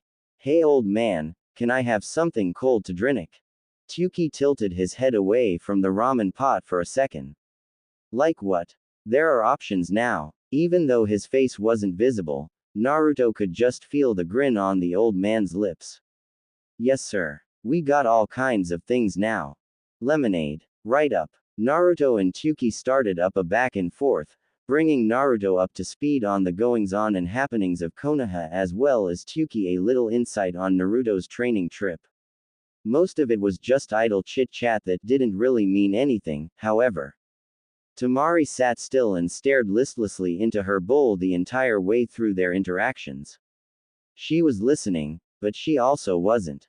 Eventually, a few people filtered in through the flaps and Tsuki's attention was drawn away from Naruto. He sat awkwardly still and began to dig into his ramen. It was hard to sit next to a sad person without asking them what was wrong. "So Naruto started out, swallowing a particularly hefty portion of noodles. "Granny's announcing the whole thing at noon. We all need to be there for it." Temari nodded, but other than that, Naruto was given no indication to whether or not she was actually listening. Naruto put his chopsticks on top of the bowl and turned around to face her fully. "Okay, what's wrong?" he asked directly.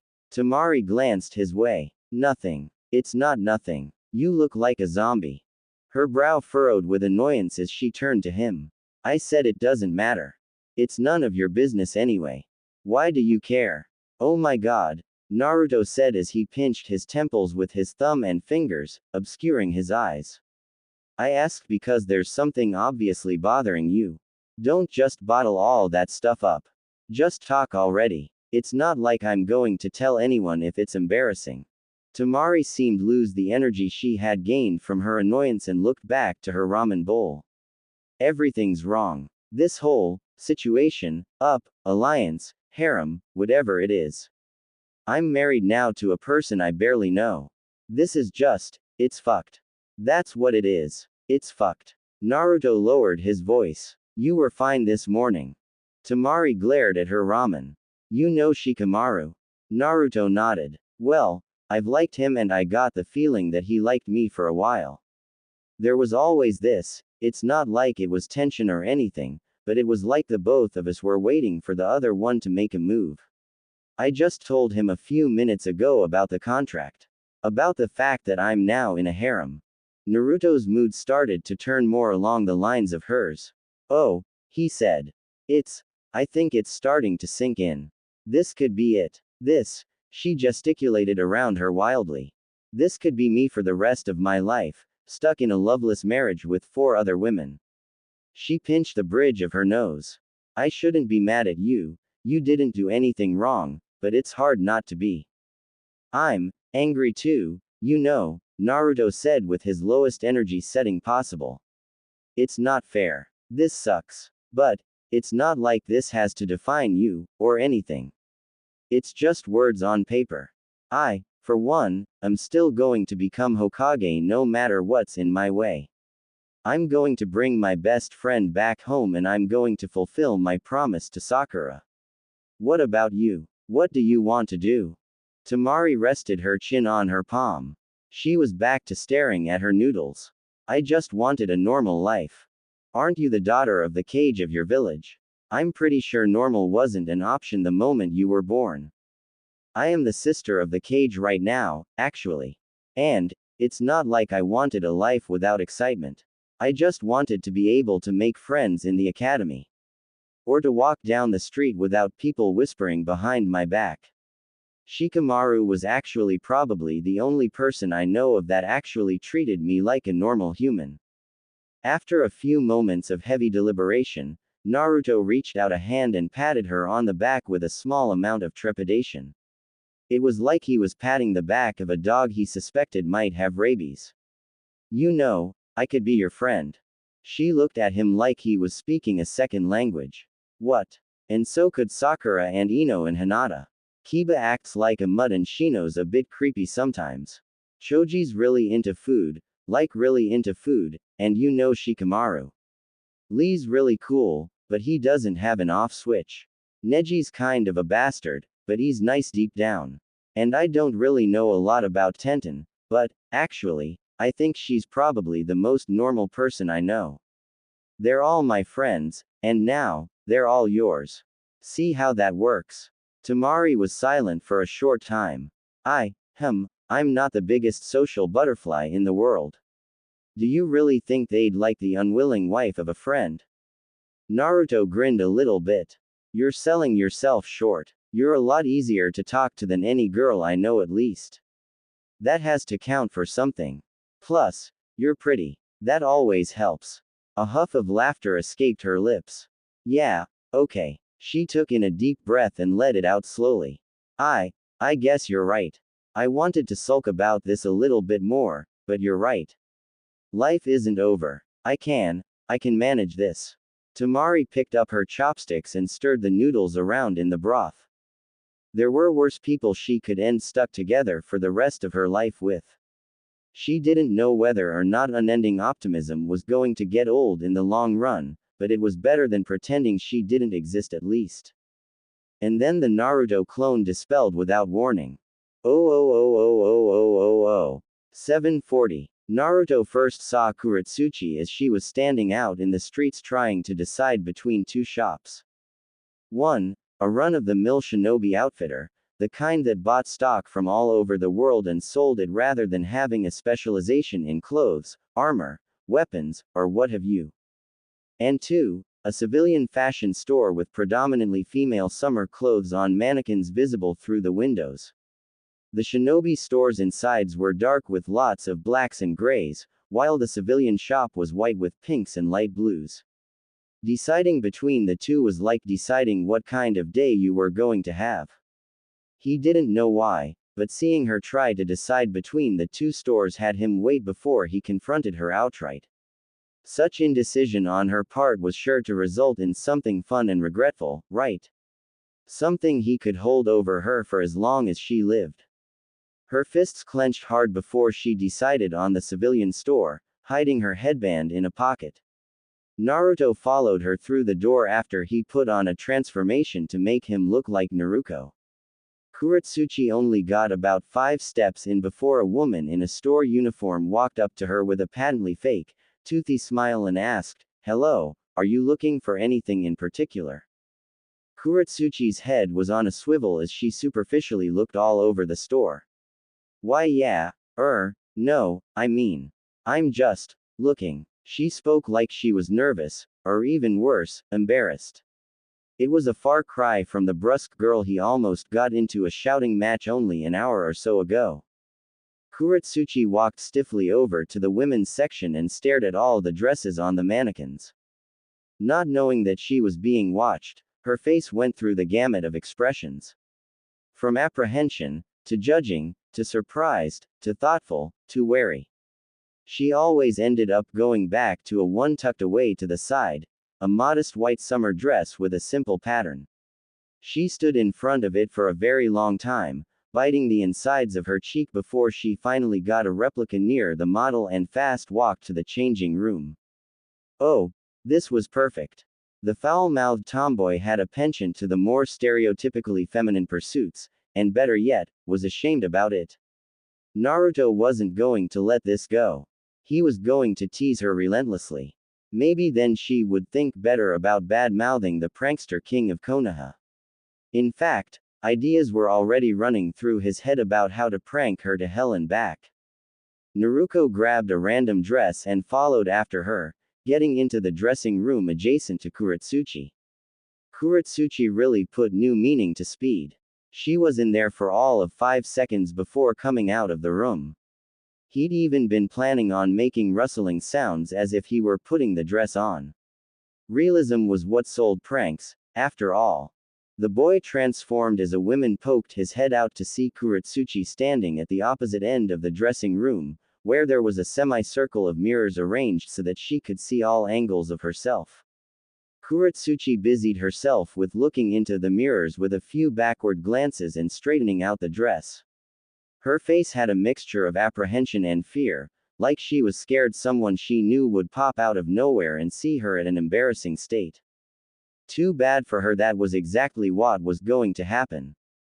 Naruto walked up behind Kurotsuchi and clapped a hand on her shoulder. No, your stance is all wrong. Kurotsuchi visibly recoiled from the clone's touch.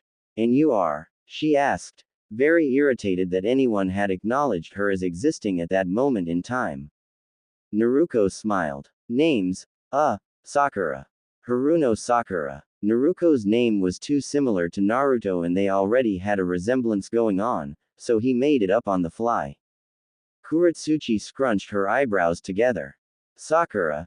That sounds familiar. It's a common name here. Kurotsuchi seemed to buy that excuse and turned back to the mirror. Her eyebrows were still scrunched, but more out of consternation than suspicion. What were you talking about? You're trying to impress a boy, aren't you? First confusion, then an unwillingness to tell the truth because it would take too long and she was talking to what boiled down to a stranger went across her face. Yeah, sure, let's go with that. Anyway, what's wrong with my stance? Naruto backed up and looked her up and down. You're too stiff. You look like you're about to pounce on someone. Kurotsuchi nodded and bounced on her heels a little bit, taking in deep breaths of air. Yeah, I guess you're right. How do you do it? Like, look, girly. Naruto smiled. He almost felt bad for what he was doing. Almost. First try smiling. Kurotsuchi did and it looked bad. Bad to the point where Naruto had to use all the willpower he had not to burst out laughing. Okay. That's good. Just try to think of something funny. Kurotsuchi's face morphed into frustration before she relaxed herself and tried again. Naruto wished he had a camera to commemorate the event. But those were bulky, expensive, and hard to carry out anywhere. Why don't you just try a pose, then? Doesn't have to be serious. It can just, warm you up. Naruto was going to have to make an award ceremony if only to give him the medal of world-class bullshitter. Kurotsuchi put one hand on the side of her head and one on her hip, then tried to smile. Naruto burst out laughing despite his body's earnest struggle to keep calm. He laughed and laughed until Kurotsuchi looked at him like he was an insane person. She'd looked about as ridiculous as a bear in a tutu. What the hell's your problem? Oh dearest, I'm just having the most fun I think I've ever had in my life. Naruto undid the transformation as he doubled over from the laughter. Kurotsuchi's face turned bright red from a mixture of embarrassment and supreme anger. When Naruto saw this happen, he pointed at her face and started laughing harder. She cracked her knuckles very harshly, starting the process of ramping down Naruto's natural high. Any last words before I encase you in cement for the rest of your godforsaken life? She asked in a low voice. Naruto held up a hand. Yeah, he took in a deep breath. Woo, sure you can do whatever you want, but only after I tell you something. Speak. Granny's making the announcement at noon. So be at the cage administration at around then. That it? Naruto shrugged with a, please for the love of God, punch me in the face. Yeah, but it's not like it really matters. I'm ACL. Without Kurotsuchi having done anything, the Naruto clone dispelled mid-sentence.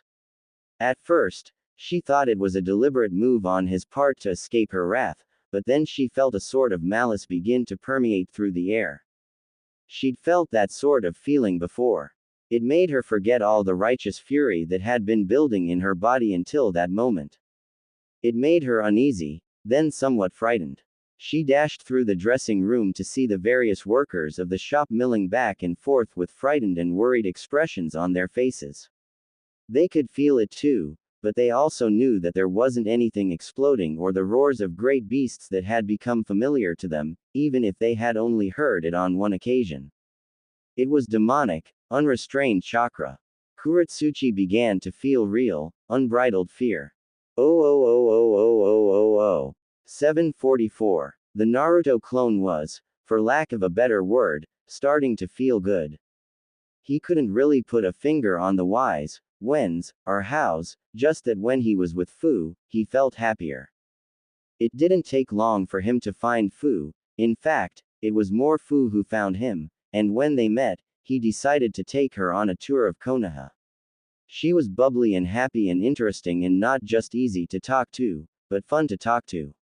He laughed a lot when he was with her. He couldn't remember the last time he felt so comfortable around someone. And that was only adding on to the fact that they had only been really interacting for about an hour or so. It was like she wore her heart on her sleeve. She desperately wanted to connect to people and to have fun with them. He couldn't think of another person who was as much alike as him in personality than her. Perhaps that age-old adage of, opposites attract, really was bogus. Because he was really starting to like her. Currently, they were resting on top of the fourth Hokage's monument head eating a boxed breakfast from a vendor. The rising sun gave them a really good view of the village.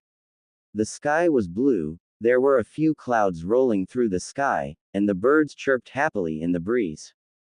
Fu finished her food, set aside her box, and leaned back against the monument, holding her stomach in comic satisfaction. That hits the spot, she said. Naruto sat back as well and let out a loud burp. Damn straight. Fu giggled. That was a good one. Wait, let me try. She cleared her throat and sucked in her breath. Naruto waited in mock anticipation for several seconds until one of the loudest and longest belches he had ever heard outside of an Akamaiki feast belted out from her stomach. Naruto laughed once she was done. That was impressive. Fu smiled. Damn straight. They sat in a comfortable silence for a few moments before Naruto tilted his head towards her. Hey, what's that red tubey thing on your back anyway?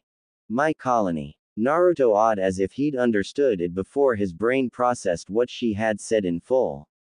Your colony. Fu smiled smugly and put her hands behind her head. My tailed beast is the seven-tailed beetle, so I can talk to bugs. The ones I like I keep on my back. So, like the abarame. A little bit. They mostly keep to one type of bug though. I can keep all types of bugs. And, you can do this because of your demon. Fu hummed an affirmative. All the tailed beasts give us cool abilities. Or at least that's what I've heard. The only other Jinchuriki I've met in person are you and Yugito. Naruto cupped his chin. What's my cool ability then? Fu shrugged. I don't know. Why don't you ask? Ask who? She poked him in the belly, where he had mentioned his seal was. The guy in your gut. Naruto laughed fully and heartily, until he realized she was being serious. He wants to take over my body. Of course I'm not going to ask. And even I wanted to and could do that, he, or it, is just a mass of evil chakra, right? Fu frowned a little bit. Evil. Tailed beasts aren't evil. Chomei's really nice. Maybe Mr. Ninetails is kinda a meanie, but that doesn't mean you can't try to be nice. Naruto sat forward and held his head in his hands. Maybe. Fu thought for a moment before a light bulb went off in her head. Hey, wanna see something else I can do? Naruto turned to look at her. He began to say, sure, but was dispelled halfway through. Fu, F.